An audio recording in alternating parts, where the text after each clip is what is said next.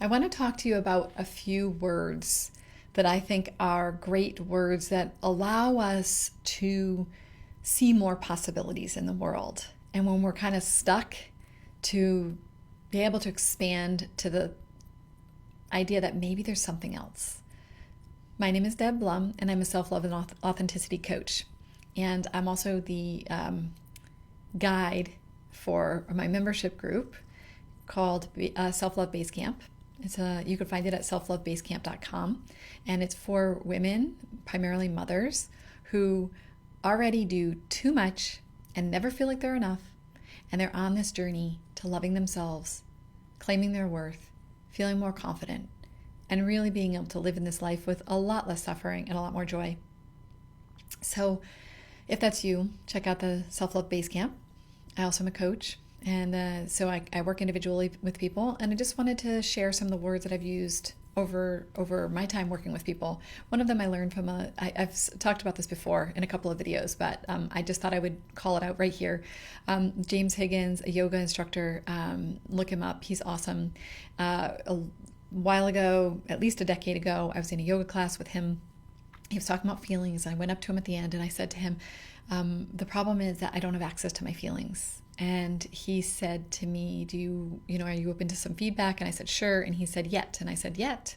And he said, you don't have access to your feelings yet. And I was like, huh, interesting. And it was like a moment of that in one split moment with one word, I saw possibility for myself.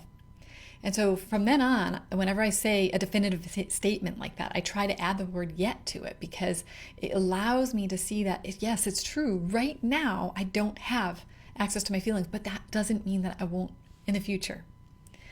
Some people will say, I'll never find a man. And then it's like, add to it yet.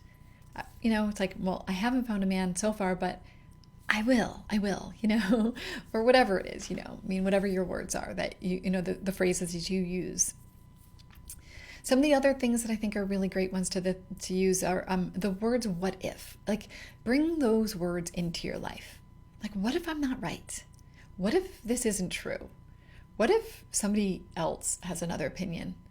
And really imagining when you're contemplating a problem, try to bring in actual people that would have a different opinion or different perspective. Literally be like, what would my father say right now? And sometimes it's best to do this on paper. I've even done it before where we write quadrants, like 4 boxes, and we talk about the problem. We have the problem kind of written up on top of it, and then we have our voice, we have maybe our inner critic's voice, we have our coach, their voice, and then maybe like a family member's voice. And we ask each of those to give their perspective. Because what we can then do is begin to hear other possibilities. Another thing is to imagine yourself being like an eagle and flying over the problem or flying over the situation and taking more of a bird's eye view and seeing from an elevated perspective, a higher vantage point. What is it that's happening right now? Like, what is the other person possibly thinking? What is my boss thinking? What did I do that might have been off? Where can I take responsibility here? And you begin to see the picture a little more clearly. So these are just a few. There are so many others, but I just wanted to give you a few, which are, so basically using the word yet, using the words what if, bringing in other people, so other people's perspectives, and actually intentionally inviting them into your mind or onto a piece of paper to think through what it is that you are thinking through, and the concept of a bird's eye view, or going up and being an eagle and flying over and being able to see a little bit more of a clear perspective, because so often we get just so stuck in what we're dealing with, right? We're so stuck. And then I will leave you with a final thought, which is never worry alone. Just never worry alone. Anything that you're going through, don't do it alone.